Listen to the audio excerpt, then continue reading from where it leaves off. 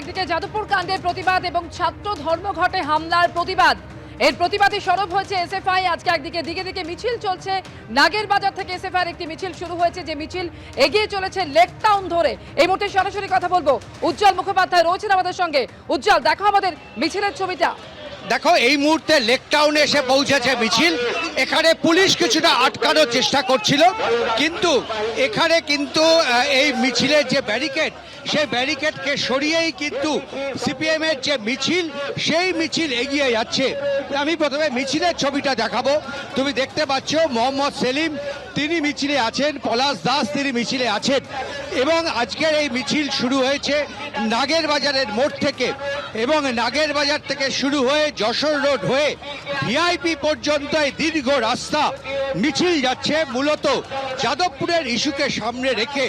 এবং গতকাল এই মিছিলকে কেন্দ্র করে কিছু ঘটনা ঘটেছিল, তার প্রতিবাদে আজকের মিছিলের মূল স্লোগান এই যে ব্যারিকেড ভাঙছে। তুমি দেখলে গতকাল মিছিল হয়েছিল, এখানে পলাশের উপর আক্রমণ হয়েছে, কর্মীদের উপর আক্রমণ হয়েছে, তার প্রতিবাদ।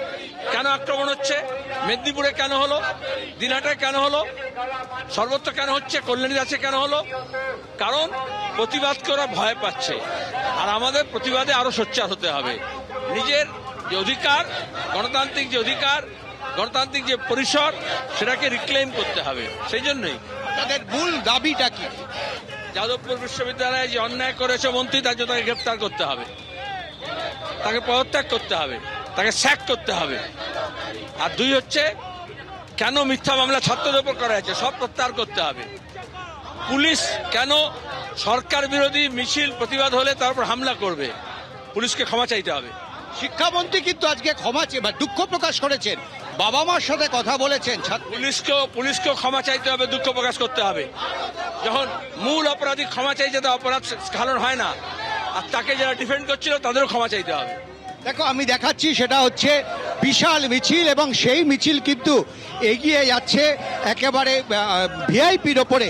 এই মিছিলের আজকে যে রুট তৈরি করা হয়েছিল, সেটা কিন্তু মূলত শিক্ষামন্ত্রী ব্রাত্য বসুর যে নির্বাচনী কেন্দ্র, সেই নির্বাচনী কেন্দ্রের ওপর দিয়ে, অর্থাৎ দমদমের ওপর দিয়ে মিছিল এসে এখন এই মুহূর্তে লেক টাউনের দিকে থেকে এগিয়ে যাচ্ছে।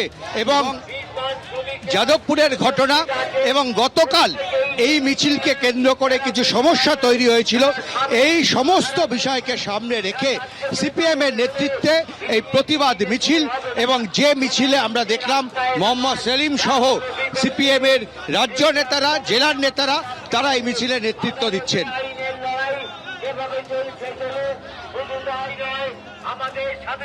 যাদবপুরে ব্রাত্য বসুর গাড়ির ধাক্কায় আহত ছাত্র, ফুটেজ নিয়ে সংঘাতের মধ্যেই বিক্ষোভের ছবি দিকে দিকে। আর আজকে এদিকেই সাংবাদিক বৈঠক করে দেবাংশু ভট্টাচার্য বলেন যে মাওবাদীদের নিয়ে প্রাসঙ্গিক হওয়ার চেষ্টা করছে এসএফআই, এবং সেই সঙ্গে এসএফআই এর ভূমিকা নিয়ে প্রশ্ন তোলেন দেবাংশু ভট্টাচার্য।